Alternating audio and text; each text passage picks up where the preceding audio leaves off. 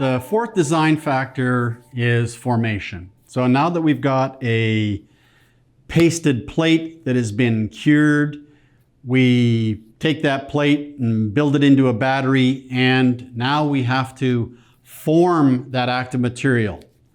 So the formation process is a process where we're converting or forming the active material into a finished battery capable of supporting the work it is ultimately being purchased to support, such as a battery designed for short bursts of energy with shallow discharges, like your automotive starting battery, or a battery designed for long duration discharges at various low or high currents, such as a deep cycle battery, or a dual purpose battery capable of delivering, reasonable discharges, and can also provide starting power.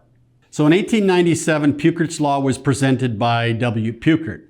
Pukert's law dictated that the capacity of a battery to do work decreases as the rate of discharge or amount of work increases. So what that's really saying is that if I want to carry this wheelbarrow, 20 miles, I might be able to put 5 pounds of weight in that wheelbarrow.